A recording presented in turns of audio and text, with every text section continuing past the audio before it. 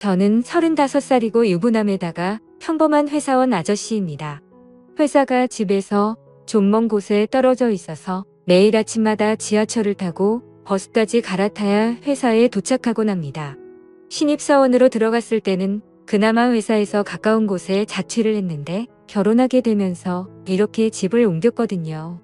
아무래도 회사가 많이 몰려있는 중심지에서 좀 떨어져야 집값이 싸지다 보니까 불가피한 선택이었습니다. 근데 이렇게 멀리서 대중교통까지 갈아타면서 회사를 다니려고 하니까 밤낮으로 귀찮아 죽겠습니다. 그래서 어느 순간부터 너무 출근이 하기 싫어서 진지하게 휴직이라도 좀 해볼까 생각했지만 휴직하면 돈도 안 나오니까 와이프가 엄청 반대해서 그렇게 하지도 못했습니다. 어떻게 하면 이런 삶의 재미를 좀 찾을 수 있을까 고민했지만 한동안 이렇다 할 재미 따위는 찾아볼 수가 없었고 억지로 하루하루 버티면서 회사를 다니는 신세가 됐죠. 그러다가 주변을 둘러봤는데 생각보다 재미있는 일은 가까운 곳에 있다는 걸 알게 됐습니다. 같은 시간대에 출근하는 앞집 여자가 한 명 있는데 그 여자를 볼 때마다 항상 비슷한 시간대에 출근하는구나 싶었고 특별히 다른 생각해 본 적은 없었거든요.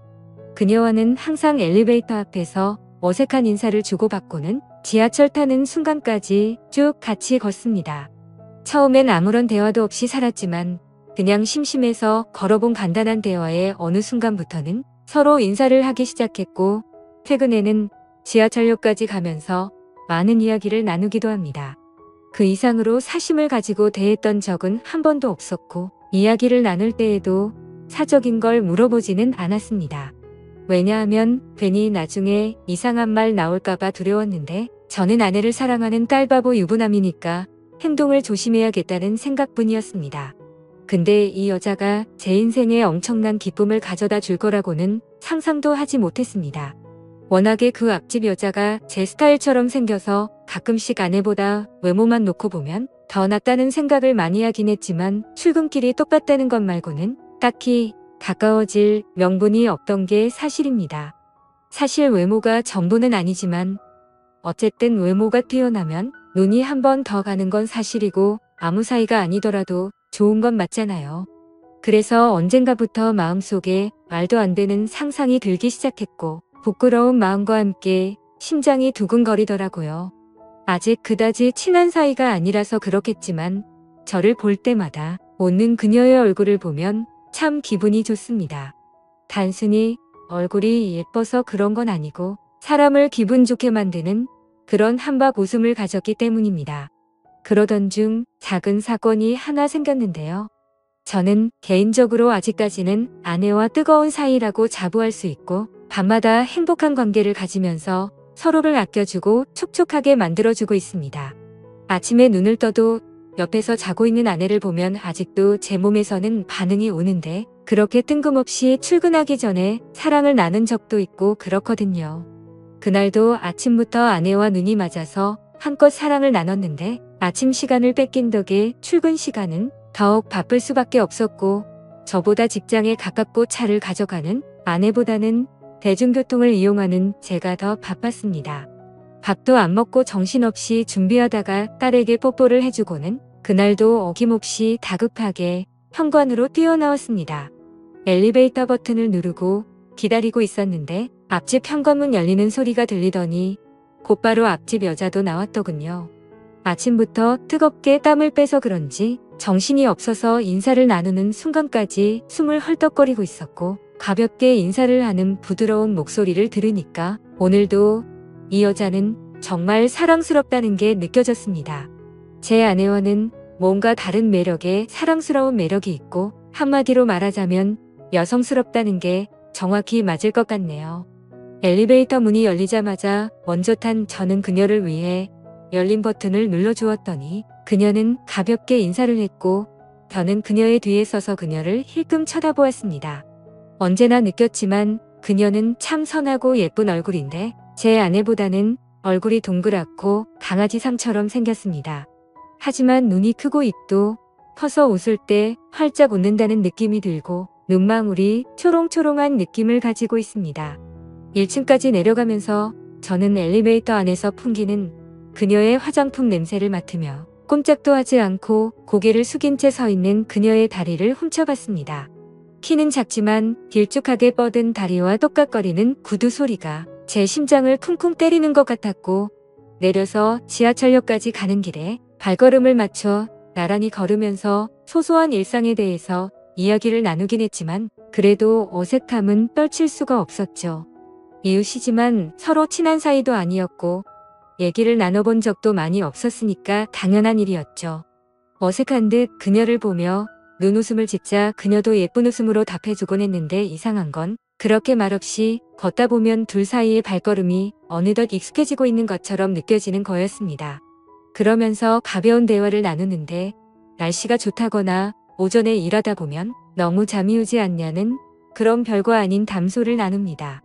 그녀는 항상 출근할 때마다 위아래로 검은색 정장 비슷한 옷을 입고 있는데 그날은 특이하게 브라운 계열의 옷으로 맞췄더라고요. 평소에는 좀 딱딱한 느낌이 많이 났다면 오늘은 마치 가을과 어울리는 옷을 입고 있었고 20대의 몸매에 견줄 수는 없겠지만 두 아이의 엄마라는 사실을 떠올리면 상당히 괜찮은 몸매라는 게 보였습니다. 그녀의 옆에서 나란히 걸었는데 말없이 걷는 어색한 시간이었지만 그 기분이 전혀 싫지 않았고 마치 소개팅에서 만난 마음에 드는 여자와 걷는 그런 느낌이 들더라고요. 그녀는 뜬금없이 아침밥은 드시냐는 질문을 했고 저는 보통 아침밥을 안 먹는다고 대답했습니다. 그러자 그녀는 웃으면서 자기도 아침밥을 안 먹는다고 하더라고요. 정말 별것도 아닌 이런 거에 다 설레고 두근거린다는 게 신기했고 역시 남자는 나이 들어도 철이 들지 않는다는 게 무슨 말인지 이해가 되더라고요. 지하철역까지 가는 동안 그녀와 함께 걷다가 지하철을 탈 때 헤어졌는데 그날은 이상하게도 그녀가 저와 같은 지하철을 탔어요.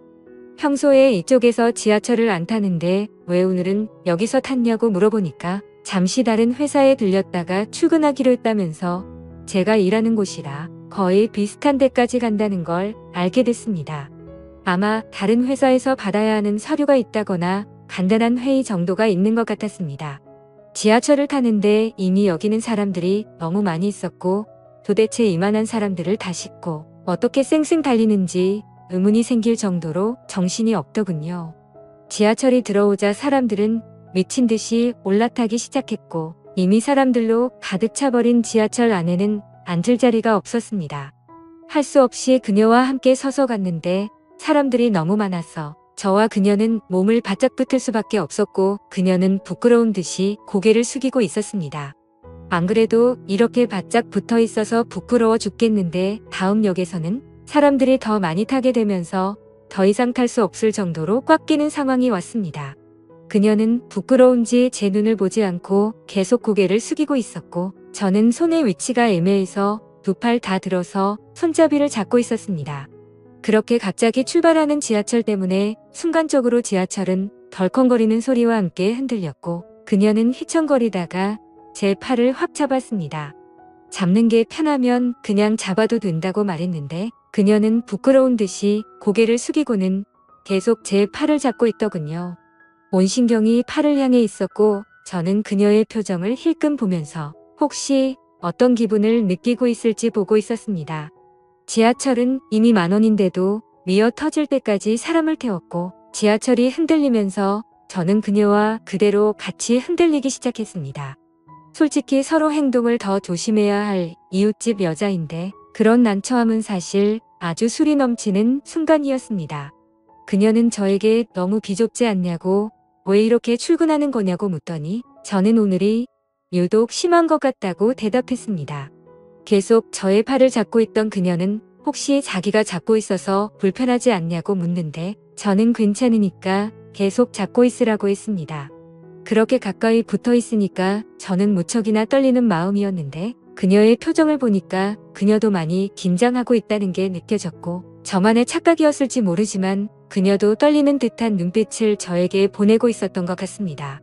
그녀의 머리에서 풍겨오는 샴페인 향기가 너무 좋았고 저는 그녀의 표정을 보니까 그녀도 많이 긴장하고 있다는 게 느껴졌고 저만의 착각이었을지 모르지만 그녀도 떨리는 듯한 눈빛을 저에게 보내고 있었던 것 같습니다.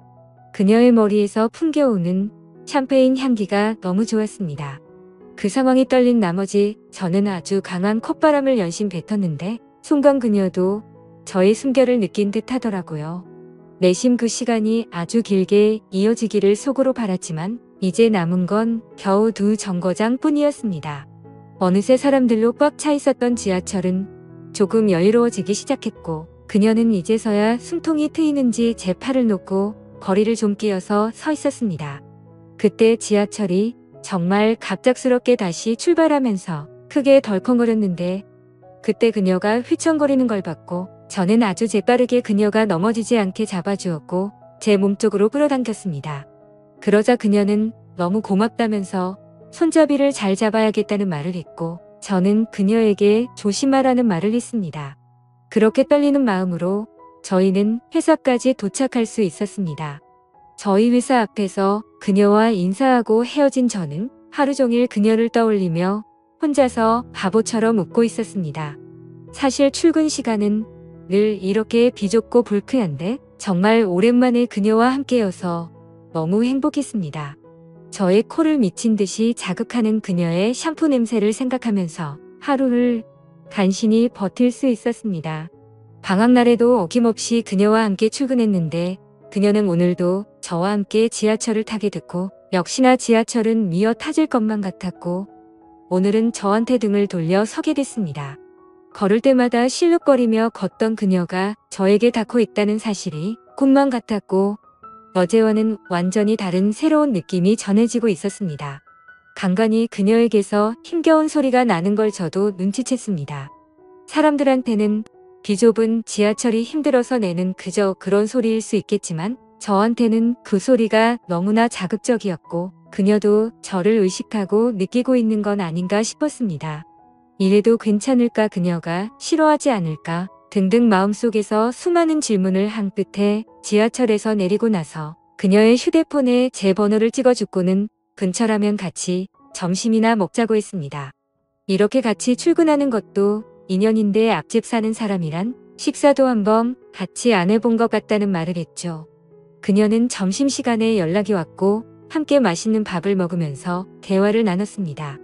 얘기를 나눠보니 서로가 결혼을 한 사이였지만 저희는 아주 빠른 시간 안에 친해질 수 있었고 제가 따로 만나는 사이가 되는 건 어떻냐고 제안하자 그녀는 알겠다며 흔쾌히 승낙했습니다. 그러고는 곧바로 저희는 저녁에 삼겹살집에서 소주를 한잔했고 그녀와 함께 사랑을 확인한 뒤 시간을 보내다가 늦은 밤이 되어서야 함께 집으로 돌아갔습니다. 출근할 때만 함께 할 줄 알았는데 이렇게 집으로 돌아가는 길도 함께 하니까 정말 부부가 된 것만 같더라고요. 집에 도착하면 다른 여자가 저를 기다리고 있고 대문을 나서면 다른 여자가 저를 맞아줍니다. 저는 밤낮 없이 정말 진심으로 사랑하는 여자가 2명이나 있습니다. 내일 아침 출근길에 다시 그녀를 만나게 된다면 분명히 저희는 엘리베이터에서 인사를 맞출 것 같고 정말 이렇게 말도 안 되는 상황을 겪게 되자 저는 인생에서 새로운 기쁨을 찾은 것 같습니다. 늘 재미없던 출근길이 이렇게 특별해진 것도 행복하고 퇴근길에도 함께 할 수 있는 사람이 생겨서 기분이 좋습니다. 이런 재미를 좀 더 한껏 느끼고 싶네요. 인생에 낙이라는 게 생겨서 그런지 요즘에는 참 행복합니다. 오늘의 사연은 여기까지입니다. 모두 좋은 하루 보내세요. 감사합니다.